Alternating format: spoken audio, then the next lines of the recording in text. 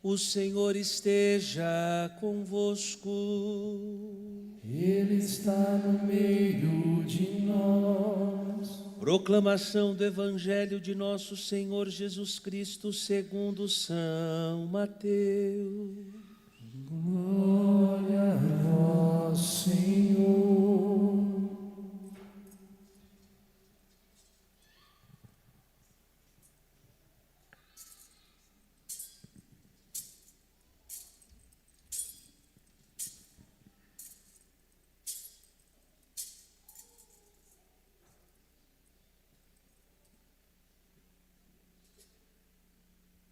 Naquele tempo, Jesus disse aos seus discípulos: a vinda do Filho do Homem será como no tempo de Noé. Pois nos dias antes do dilúvio, todos comiam e bebiam, casavam-se e davam-se em casamento, até o dia em que Noé entrou na arca. E eles nada perceberam, até que veio o dilúvio e arrastou a todos. Assim acontecerá também na vinda do Filho do Homem. 2 homens estarão trabalhando no campo, um será levado e o outro deixado. 2 mulheres estarão moendo no moinho, uma será levada e a outra será deixada. Portanto, ficai atentos, porque não sabeis em que dia virá o Senhor. Compreendei bem isso. Se o dono da casa soubesse a que horas viria o ladrão, certamente vigiaria e não deixaria que a sua casa fosse arrombada. Por isso também vós ficai preparados, porque na hora em que menos pensais, o Filho do Homem virá. Palavra da salvação. Glória a vós, Senhor. Que alegria quando me disseram: vamos à casa do Senhor. Que alegria! Que alegria quando me disseram: Vamos à casa do Senhor. vamos à casa do Senhor. Mais uma vez, que alegria!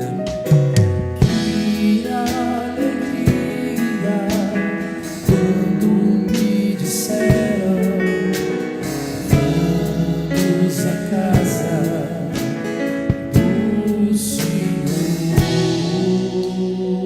Meus queridos filhos e filhas, é isto. Nós estamos iniciando um novo tempo, um novo ano litúrgico. Para nós que somos cristãos católicos, o final do ano se deu no domingo passado, na grande festa, na grande solenidade de Cristo Rei, Jesus que se revela como o grande Rei do universo. Hoje, estamos iniciando um novo ano litúrgico e nós precisamos saber que a liturgia nos reserva, durante 2 ocasiões específicas no ano, um tempo de pausa. Só que a pausa que a liturgia nos oferece nunca será uma pausa passiva, mas uma pausa expectante. Esses 2 grandes momentos de pausa que a igreja nos oferece são conhecidos como tempos de preparação para os 2 grandes ápices da vida com o Senhor na igreja, as 2 grandes oitavas que estão intimamente ligadas e que uma só existe em razão de ser da outra. Estes 2 grandes tempos de pausa, mas de uma pausa expectante, nós chamamos de advento e de Quaresma.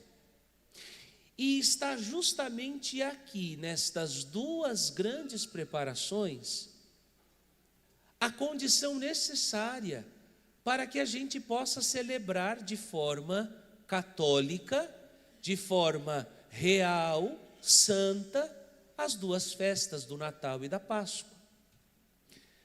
Aqui está o porquê muitas pessoas, quando vão vendo, se preparar o ambiente natalino, já começam a ser acometidas por sentimentos que não estão associados ao verdadeiro sentido do Natal, mas que muitas das vezes são resquícios de uma experiência não bem celebrada, não bem vivida, e que não tem nada a ver com o espírito litúrgico. Não raras as vezes nós ouvimos até de católicos, meus filhos, de homens e mulheres que comungam Jesus na Santa Missa, dizer assim: eu não gosto de Natal. Uma pessoa que diz isso, ela certamente primeiro não entendeu nem o que é ser católica. Depois, ela não sabe o que é o Natal. Porque se ela realmente soubesse o que é o Natal, ela seria visitada por este mesmo sentimento que o salmista hoje cantou, que não esboça a alegria individual de uma pessoa, mas que nos reflete a alegria de um povo. Que alegria quando me disseram: vamos à casa do Senhor. Este sentimento, esta alegria, este gáudium, este júbilo, é o júbilo que todo Israel está aguardando. Por quê? Depois que o povo se perverteu e se perdeu ao longo do caminho da história de Israel, este povo está aguardando que venha ao encontro deles um Salvador. Alguém que vem para libertá-los da grande tristeza que eles estão vivendo, que é a tristeza de estarem reféns, de estarem escravos, de estarem longe da terra que o Senhor havia preparado. E é por isso que nós ouvimos no canto de entrada, e é por isso que a liturgia deste tempo do Advento vai dizer para nós: vocês precisam estar atentos, vocês precisam estar vigilantes, porque este Messias, porque este Senhor que os profetas estão dizendo que vai chegar, que vai nascer, Ele está mais próximo de vocês do que vocês imaginam. E se Ele está próximo, e se Ele está perto, e se Ele está para chegar, nós precisamos preparar a sua chegada. Nós precisamos preparar a recepção, para que quando Ele vier, Ele possa ser acolhido com toda a dignidade que Ele merece. Porque assim, quando sabemos que vamos receber uma visita, e esta visita tem para nós algum grau de importância, nós preparamos a casa, nós preparamos uma recepção. Se para estas pessoas que têm um pouco de importância para nós, nós ficamos com esta expectativa, quanto não deve ser a nossa preparação para receber não uma pessoa, mas para receber o próprio Filho de Deus.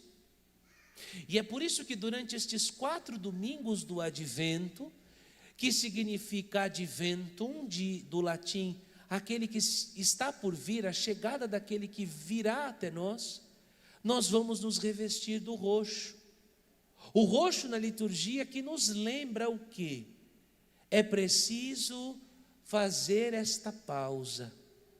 É um tempo de olhar para dentro, não é um tempo de olhar para fora. Por isso a liturgia vai se revestindo de sobriedade. Por isso a liturgia vai se revestindo de um mistério que quer se manifestar.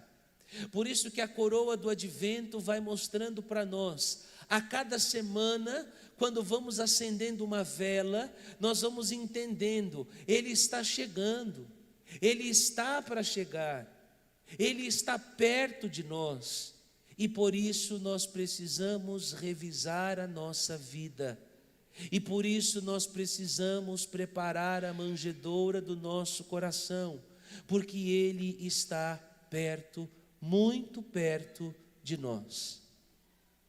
Veja que não é esta a preocupação que você e eu vamos ver aí fora. Não é esta a preocupação que nós vamos ver nos meios de comunicação, nas internets da vida, não é esta. Veja o que Paulo está dizendo para nós: irmãos, vós sabeis em que tempo estamos, pois já é hora de despertar. Repita, compadre, é hora de despertar. Mais uma vez, é hora de despertar. Para não esquecer, mais uma vez, é hora de despertar. E você pode dizer, padre, mas eu já estou acordado. Eu estou vendo, não é? Você que está aqui, eu que estou aqui, estamos fisicamente acordados. Mas esse despertar que São Paulo está dizendo na segunda leitura, não é o de abrir os olhos humanos, mas é o de abrir os olhos da fé. Porque há muita gente que está acordada fisicamente, mas que parece estar dormindo, porque não se deu conta de que os anos estão passando, de que mais um Natal se aproxima. E como eu tenho ouvido isso, nossa, nem vi, já é Natal, nem percebi, o Natal já está chegando. Nossa, padre, os tempos estão indo muito rápido. Diga para quem está do seu lado, o relógio está andando do mesmo jeito. O que está andando mais rápido é a sua vida. Quando a gente é criança, a gente não percebe que o tempo é tempo. Por isso os dias para nós são mais longos. A nossa natureza humana reconhece que os dias são maiores, são mais longos. Por quê? Porque estamos na flor da jovialidade. Temos mais futuro do que passado.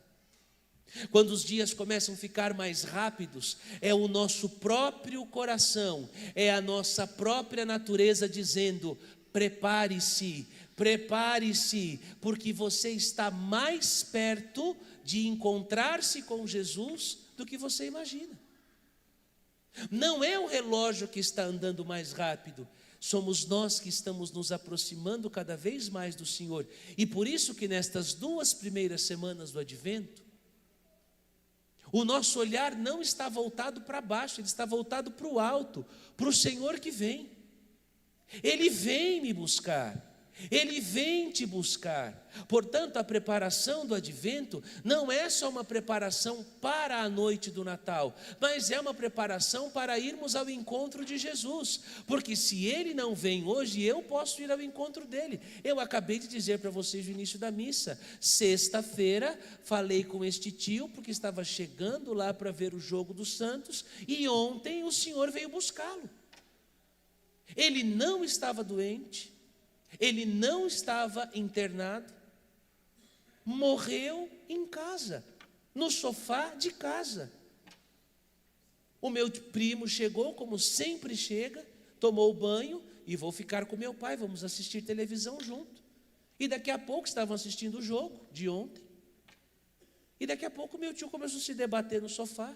Ele foi em cima: pai, o que você tem, o que você tem, o que você tem? Já começou a fazer massagem cardíaca, já começou a tentar fazer respiração boca a boca. Quando a ambulância chegou, ele já tinha ido ao encontro de Jesus. Quem te garante que você volta semana que vem? Quem te garante que eu volto semana que vem? É por isso que a liturgia está dizendo: vigiai. Tem um monte de gente que acha que vai ter uma nova chance. que acha que vai ter mais um dia. E que bom ouvir ontem do meu primo, se eu pudesse, se eu soubesse que aquele era o último jogo com meu pai, eu teria feito diferente, eu teria comemorado mais, eu teria vivido melhor. Mas que bom, primo, que eu vivi muito bem com meu pai. Meu pai morreu do jeito que queria, junto da família, junto dos netos, feliz. Não tinha ninguém brigado, não tinha ninguém ressentido, não tinha ninguém sem falar um com o outro. E aí a gente vê como está a nossa preparação para o Natal. Tem um monte de gente preocupada, e a gente já começa a ver, mas vou ter que pintar a casa, nossa, mas eu vou precisar, onde vai ser a ceia este ano? Vai ser na sua casa? Você vai levar a maionese? Não, eu vou levar a sobremesa, e você leva isso, e você leva aquilo, e você leva aquilo outro. E aí os marmanjos, se apoiam nas festas, para que o homem mau que há dentro deles emerja, venha para fora. Vamos aproveitar que é Natal, viu? Já separa 3 caixas de cerveja, já separa isso, porque é Natal, viu? Porque é Natal, vamos preparar. Escuta, mas o Natal não significa o que você vai comer, o que você vai beber. Até porque no verdadeiro Natal não tinha nem comida.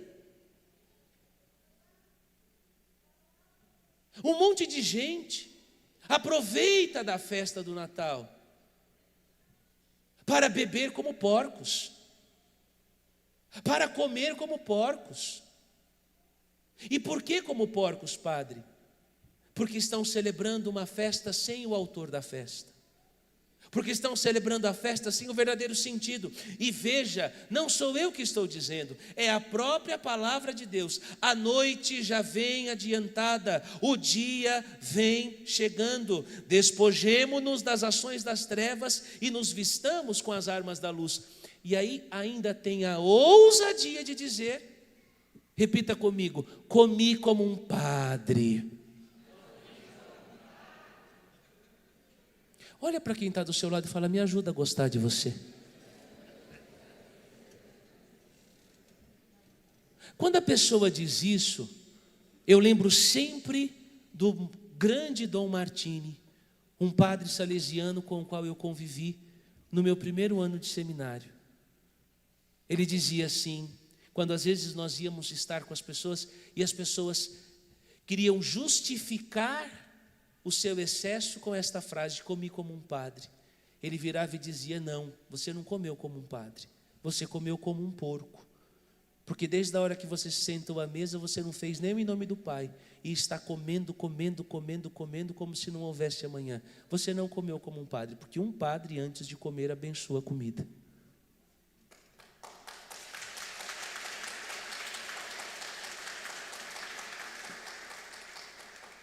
E não sou eu que estou dizendo, pegue aí, abra a sua Bíblia. Romanos 13, versículo 13. 13. Romanos 13, versículos 13. Quer se preparar bem para o Natal, meu filho e minha filha? É isto aqui. E veja que nós já começamos a disponibilizar a novena de Natal e a coroa do advento para você montar na sua casa. E gente, no ano passado, eu fiquei abismado. Conversando com a minha secretária, conversando com a minha equipe, sobraram mais de 100 livros de novena de Natal. Diga para quem está do seu lado, você celebrou o que ano passado?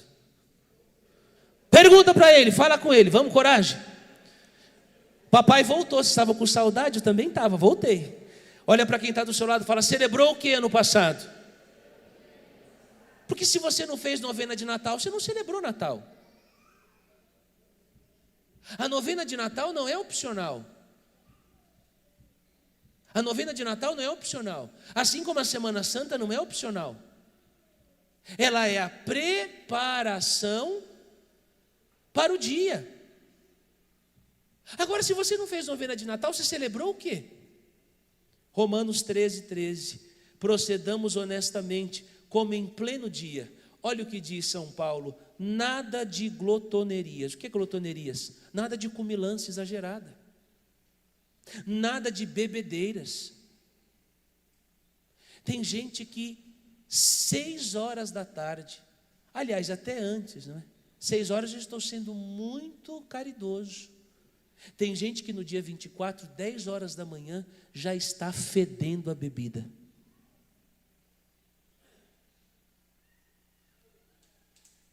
E o pior, né? Se uma pessoa como essa bebesse e ficasse na sua própria bebida, o pior é como as famílias que eu atendo. A pessoa bebe o dia inteiro e ainda estraga o Natal de quem não bebe. E ainda estraga a festa de quem realmente quer celebrar um Natal verdadeiro. Sem contar quando não causa acidentes. Sem contar quando não causa coisas terríveis aí fora. Diga para quem está do seu lado: este é o mundo sem Deus. Este é o Natal sem Jesus. Por isso não há alegria. A euforia, que é totalmente diferente. Não, agora não precisa falar não. A diferença entre alegria e euforia é a fonte. Repita comigo: a diferença entre alegria e euforia é a fonte. Quando a fonte é Jesus, a alegria. Quando a fonte não é Jesus, a euforia.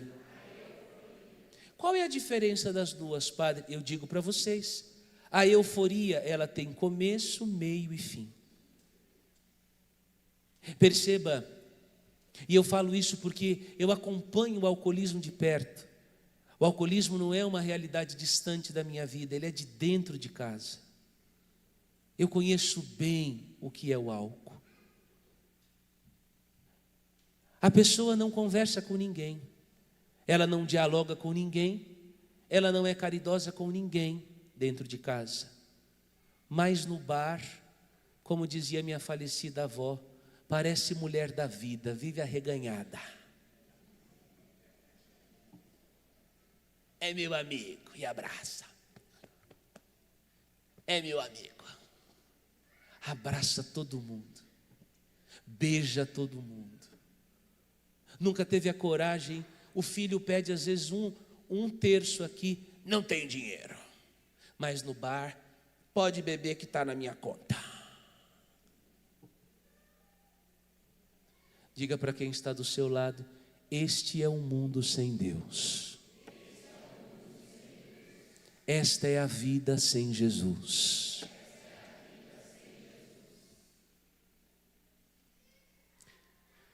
E veja que é uma alegria falsa, é euforia, porque ela, para se manifestar, ela precisa de algo externo. Então eu preciso ingerir alguma coisa para ser feliz. Eu preciso ingerir alguma coisa para sorrir. Eu preciso ingerir alguma coisa para... Então isso é euforia, tem começo, meio e fim. No outro dia, vai acordar, e aí quem não tem nada a ver com a história acaba levando o pato. Acorda com dor de cabeça, acorda mal-humorado, acorda já batendo as panelas, não tem nada para comer nessa casa. Por quê? Porque acorda morto. Isso é o que o álcool traz. Isso é o que a bebedeira traz. Por isso que a palavra diz: nada de comelança, nada de bebedeira. Aí você vai dizer: ai, graças a Deus essa homilia não é para mim porque eu não bebo. Pera aí, fala, o padre vai falar com você agora. O padre vai falar com você agora. Fala para ele, fala para ela, o padre vai falar com você agora. Fala. Tem os que não bebem, né? Mas que comem para morrer. Não tem mais fome, mas ainda o pavê está lá, ó. E o pavê, aquela maionese, né? Nossa Senhora Aparecida, está até babado, todo melecado. Não aguenta mais, não tem mais fome, mas está comendo, tem medo de acabar, né? E está comendo. Chega e fala assim: ai, não aguento nem respirar, estou até passando mal. Glutoneria. E uma pessoa quando come para morrer, o que ela quer depois? Que come? Passa mal não, ela quer que nem uma jiboia, encontrar um tronco, enrolar e ficar ali, né? Já viu a jiboia depois que engole um boi? Se não viu ainda, crianças, pesquisem em casa, jiboia depois que engole um boi, vocês vão ver. Ela enrola no tronco, como ela não consegue engolir o chifre geralmente fica para o lado de fora. É uma cena terrível, porque ela não consegue engolir o chifre, então ela engole, ela quebra o boi todinho, tlec, porque ela vai abraçando, até ela quebrar todos os ossos. Aí ela engole, só que o chifre ela não engole, o chifre fica para fora. Aí ela enrola no tronco, e enquanto não termina o processo digestivo, ela fica ali enrolada. Uma pessoa assim tem vontade de rezar? Não. Veja que tudo começa no excesso. Comeu demais, depois deste comer até morrer, a pessoa não tem força para nada. Tanto que quando você passa da conta, qual é a vontade que você tem? Deitar. Qual que é a ordem da leitura? É hora de despertar. Veja então que uma coisa está ligada à outra. Como eu posso estar pronto? Como eu posso estar de pé se eu estou no excesso?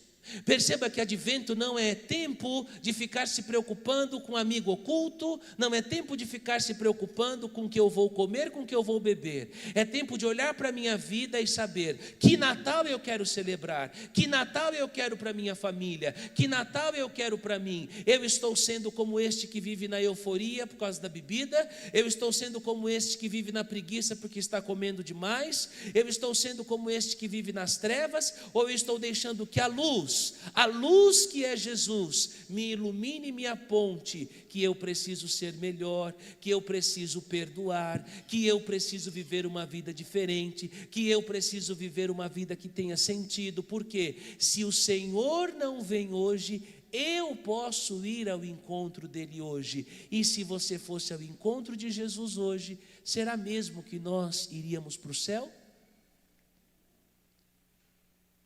Como está a sua confissão?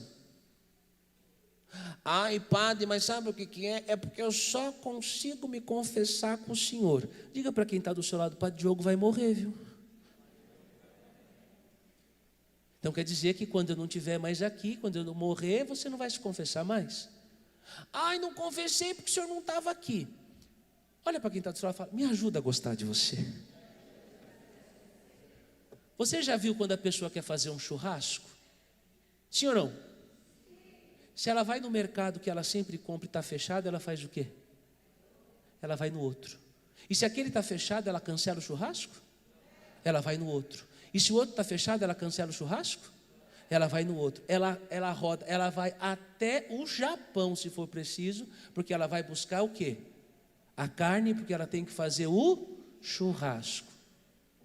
O fato de você não me encontrar não justifica a urgência da sua alma. Assim como quando você fica bravinho, você vai em outra paróquia, também quando você precisar confessar, se não me encontrar, busque um padre, se confesse, prepare a sua alma, porque se Jesus vier te buscar, não vai dar para dar desculpa para ele, você tem que estar pronto, você tem que estar pronto.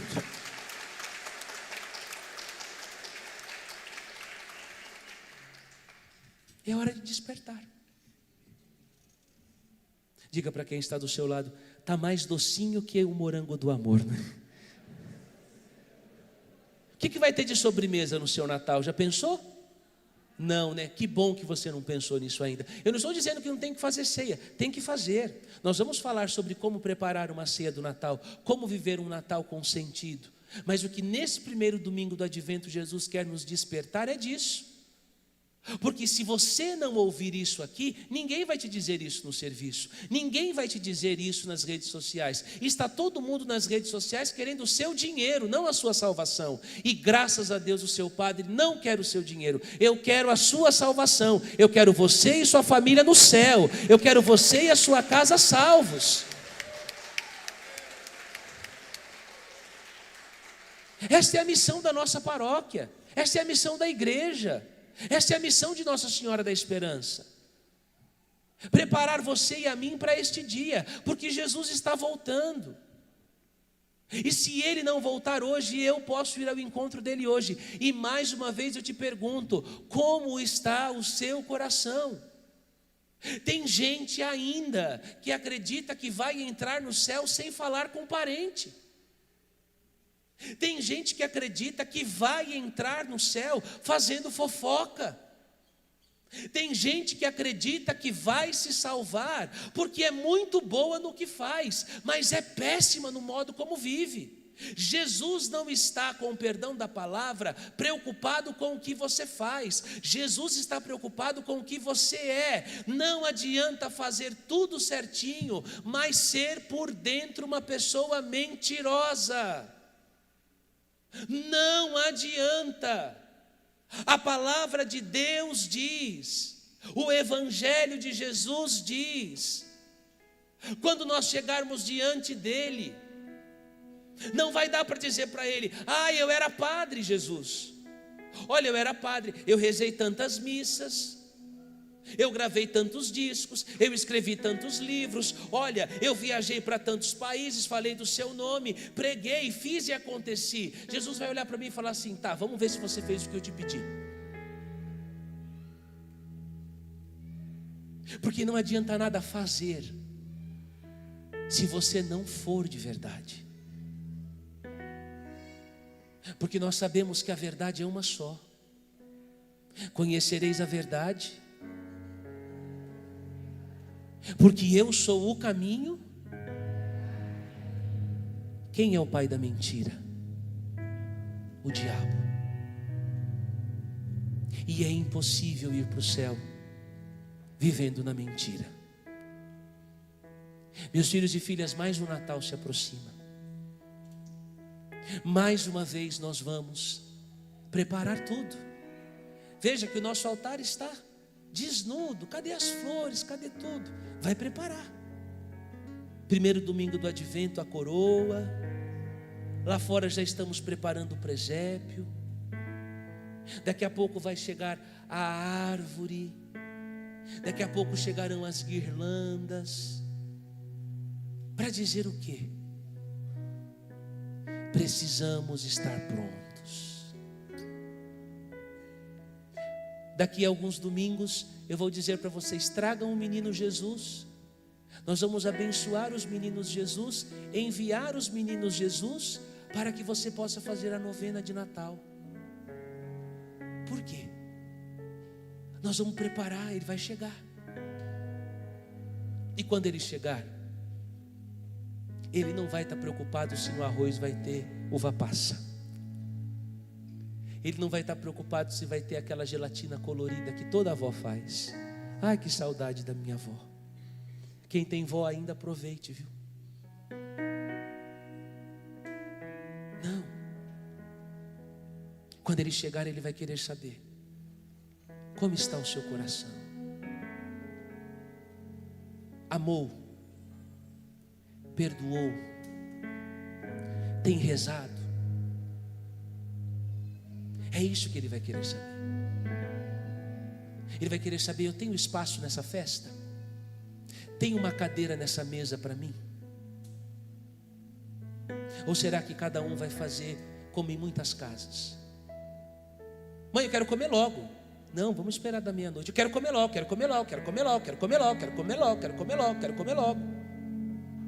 Aí cada um pega o seu prato, vai um para a sala, vai outro para cá, vai outro para lá, vai outro para lá. E às vezes a coitada que passou o dia inteiro cozinhando fica lá sozinha.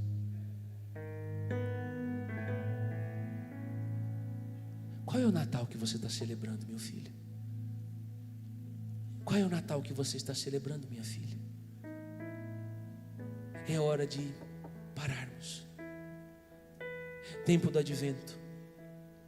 É hora de parar. Tira o pé do acelerador. Desliga um pouco essa internet. E olha para si. Olha para dentro de você. Ai, padre, mas o Natal para mim é triste porque eu lembro da minha mãe, eu lembro do meu irmão, eu lembro do meu tio, eu lembro da minha tia. Ontem mesmo ouvindo minha mãe conversar com a minha tia e chorando, mamãe chorava, mamãe falava, eu não aguento mais. O bom e o ruim de ter família grande é isso, porque a alegria é grande, mas também quando começa o luto é grande, né? Vai morrendo. E minha mãe mal saiu do luto da morte de vovó. E ela dizia, eu não vou aguentar mais um Natal assim. E eu em silêncio, quietinho. Porque eu vou dizer para ela, agora não, deixa ela chorar, tem que chorar mesmo. Mas dizer para ela, mamãe, o Natal não vai ser feliz, porque vai ter o tio, porque vai ter a avó. O Natal vai ser feliz se tiver Jesus. Esse é o Natal. Esse é o Natal. Se não tiver Jesus, não tem alegria. É Ele que vem trazer alegria para nós. Por isso o salmista diz que alegria é esta alegria que eu quero que você experimente. E eu sei que muitos de nós estamos enlutados. Talvez você perdeu alguém esse ano, talvez você está com alguém doente, talvez a pessoa que todo ano prepara lá a sobremesa não vai poder preparar esse ano. Eu entendo isso. Só que o seu Natal não pode estar condicionado a isso. Porque se ele estiver condicionado a isso, vai acontecer o que acontece com muitas pessoas. Se deprimem, ficam tristes. Veja que o problema não está no Natal. O problema está na sua experiência de Natal. E é por isso que nós vamos fazer a novena. Porque nestes 9 dias, rezando, Jesus vai nos curar de todos os traumas do Natal. Jesus vai nos curar de todas as dores do Natal. Para que no dia 24, quando nós estivermos aqui, quando nós então entoarmos o glória, que está silenciado durante 4 semanas não cantamos o glória. Por quê? Estamos guardando toda esta alegria para a noite do dia 24, para dizer, olha, vencemos, Ele nasceu de novo, não precisamos ficar tristes, porque Ele nasceu. E se Ele nasceu, a noite é feliz. Se Ele nasceu, os sinos batem em Jingle Bell. Se Ele nasceu, nós podemos então dizer Feliz Natal, porque Feliz Natal é feliz nascimento, natividade, ou seja, Ele venceu a morte. E se Ele venceu a morte, nós vamos vencer também. Mas desde que o nosso coração esteja pronto, desde que as nossas lâmpadas estejam acesas.